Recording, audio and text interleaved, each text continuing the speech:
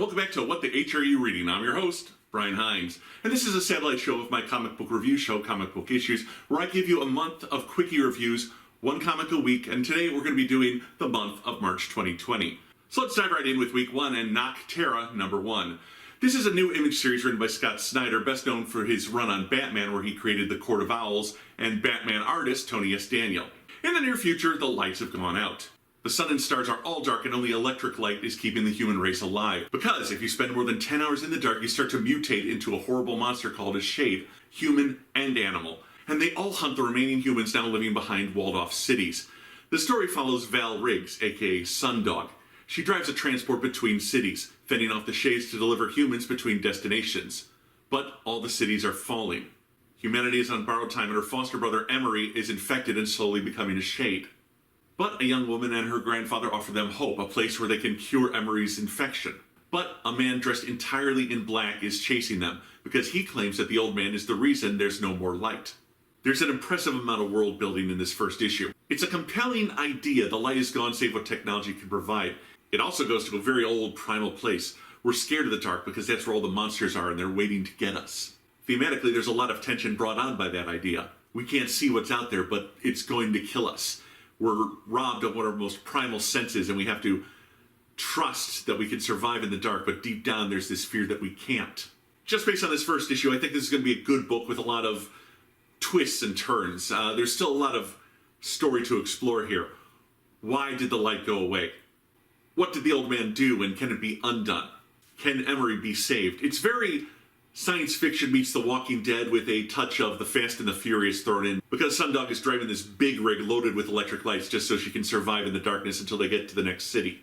The dialogue's good, the art by Daniel is solid, although they've yet to explain why Sundog and city security is wearing this superhero-styled armor. I mean, it's completely impractical looking. But the scenery and the action is impressive, and the people all look good. The coloring by Tobu Murray is the MVP of this issue, really selling a dark world lit up by flares and electric lights. I'm definitely in for future issues.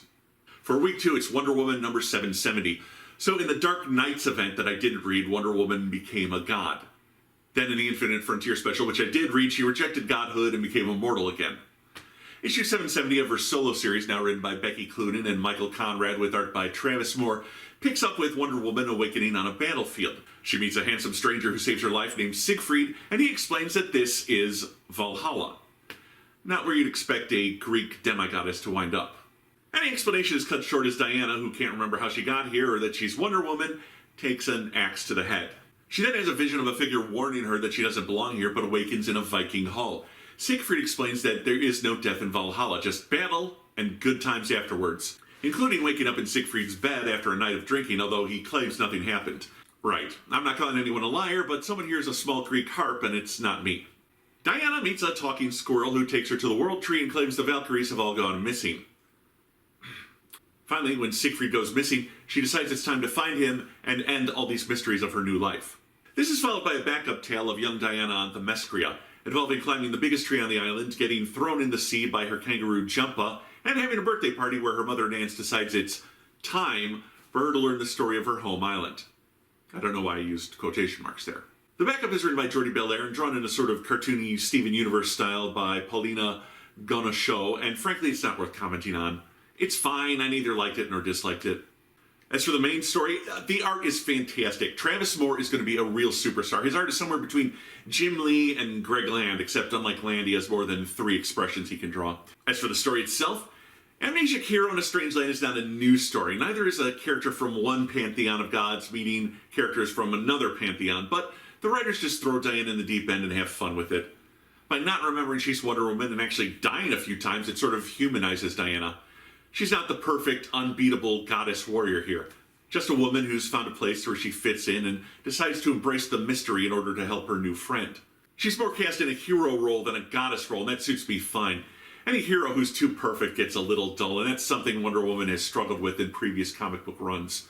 Make her more human, stack the odds against her, and give me and Wonder Woman a few mysteries to enjoy, and I'm sold. I really enjoyed this issue and hope the rest of the run is this much fun. For week 3, it's Ultramax #1. Okay, so nothing I normally like came out to read this week. I mean, nothing. So I picked up this comic from Image. It's a square-bound book like the recent 3 Jokers release. To give you some context, let me show you. See, you can see it's got a lot of pages. This is a very, very long comic book. It's written and drawn by James Herron with colors by Dave Stewart, who's better known as the colorist for Mike Mignola's Hellboy. This book is hard to explain. The best summary I can give is, imagine it's a kaiju movie or an episode of Ultraman directed by David Cronenberg. That's Ultramax.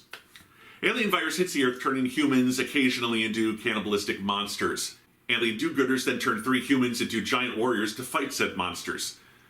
But by the time this book happens, 2 have retired and the 3rd is broken down by this never-ending battle. But when a secret from his past blows up in his face, it could end up destroying the entire world. I'm not going to give you a play-by-play of the entire story like I normally do, because there's so much action in this book. There's not really much story to go into, and what I can cover ventures into spoiler territory. This book is part of Robert Kirkman's Skybound Entertainment, and it reminds me a lot of his book Invincible. It's ultra-violent, and like a Cronenberg film, there is a lot of body horror. Pregnant monsters, eviscerated entrails, bloody skulls, geysers of blood. It's honestly not for everybody. Herron has created a full world, and one that's visually impressive, but even I had a hard time with all the gore in this book, and I've never shied away from violence in comics. This book cost $8. It's super long, but it does read as a prequel. The stuff that happens here kind of sets up future issues. I won't say it's not good, I'm just saying it's probably not for everyone's tastes, but that's for you to judge. For week 4, it's Batman Catwoman number 4.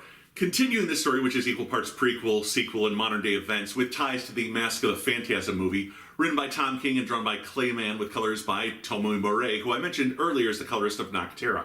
Whereas at the start of the series, it seemed to be the book was about an exploration of the relationship between Bruce Wayne and Selina Kyle, it's taken a turn and now seems to be about the relationship and, even surprisingly, the friendship between Selina and the Joker. What is it like to be friends with a murdering psychopath who also happens to be the archenemy of the love of your life? Issue 4 spends a lot of time in the future timeline as we now follow Helena Wayne, Batman's daughter, as she begins to investigate the Joker's murder and finds out about his relationship with her mother. I know I'm repeating myself from my issue 1 review, but Clayman's art is the best of his career, and visually, this book is amazing. Helena, who in other continuities would be the Huntress, not sure if that's her superhero name here or not, has a half bat, half cat suit outfit that's a little on the Nosferatu side for my taste, but that's a small quibble. It's very interesting to create a bond between Catwoman and the Joker. Yes, like in the first issue or 2, she showed up in the future at his retirement home, and they were talking like old friends. At first I thought it was just the way old enemies sometimes get really personal with one another, but now we find out that there was this bond between Catwoman and Joker. We haven't really explored it yet. And yes, it's out of the blue, but it's a great plot point for how it suddenly affects her relationship with Bruce. He finds out, and the moment he asks her where he can find the Joker, it changes things between them. She's no longer special to him in the same way. She's just another in a long line of people that's come between Mr. J and the Batman. Then we jump into the future following Selina's murder of the Joker, and we find Selina is trying to hide what she's done from her daughter. A daughter who seems to be every bit the detective her father was, and is finding proof of a long, intertwined relationship between the Joker and her mother. This story is going in a direction I didn't expect. It's exploring relationships I didn't expect it to explore, and creating relationships that I never expected to exist. This is really good. It's right up there with some of Tom King's better works like Mr. Miracle. When he gets it right, he gets it right. Other times, he doesn't get it, and the books are mediocre at best, which was a complaint I've heard about his Batman run, but Batman Catwoman so far has been really, really good, and I recommend you read this title. And finally, for week 5, yes, it's one of those 5-week shows, it's Black Cat, Volume 2, Issue 4. Speaking of cat-inspired anti-hero themes, we have Marvel's Black Cat, which I feel consistently has been one of Marvel's best books for a while now, putting Felicia Hardy on a path to steal important artifacts from various Marvel heroes for her mentor's unknown goal. This book was canceled but then relaunched during the King in Black event with returning writer Jed McKay, and this issue is art by Nina Vacueva. This book gives us a one-off plot and reintroduces Lily Hollister. Introduced in Spider-Man's brand new Day era, she eventually became the Green Goblin-inspired spin-off character called Menace before losing her memories. Then, during the Axis event, when villains became heroes and heroes became villains, Lily was made into a heroic version of Felicia called the Queen Cat. Post-Axis, Lily is living in poverty and still trying to be Queen Cat, obsessing over Felicia, who she feels overshadows her, all the while trying to ignore her forgotten past in favor of being a real hero. In order to force a confrontation with Felicia, she robs the Black Cat of all the things she's stolen from the Marvel Universe. When they finally have this confrontation, Felicia, who's clearly the superior fighter, gets the better of Lily, but she sees something in her. A need for post-villainy redemption. Lily used to be a Green Goblin villain. Felicia used to be a crime lord during the Superior Spider-Man run. And she also realizes that sometimes a good rivalry focuses both participants into being better versions of themselves. Maybe Lily can become the hero she wants to be and leave behind her life as a goblin villain. Maybe Felicia can become a better thief if she has to take into account this hero constantly tracking her down and trying to stop her. It's odd to see a hero-villain rivalry encouraged, but then Felicia isn't really a villain, just a criminal, and Lily isn't much of a hero, at least yet. This issue is a break from the ongoing plot that brings in a character who feels like she's going to be genuinely important to the future of the title. Jen McKay clearly has an understanding in place for the dynamic between these two characters and what makes Queen Cat tick. The art by Quivera is very good. It's a bit of an anime/Joe Madureira feel to it. Joe did Battle Chasers and some Uncanny X-Men work in the 90s. Black Cat has long been one of my favorite Spider-Man supporting characters, and McKay continues to write a fun book that reads as a series of heist movies as Felicia and her crew steal their way across the Marvel Universe, making enemies sure, but having a hell of a lot of fun as she does it. This isn't a book that takes itself very seriously, and as a result, it's a lot of fun to read. Okay, my friends, I'll see you back here next month for my quickie reviews of April. Hey, be sure to like this video and subscribe to my channel. Until next time, this is What the H Are You Reading, and I'm your host, Brian Heinz.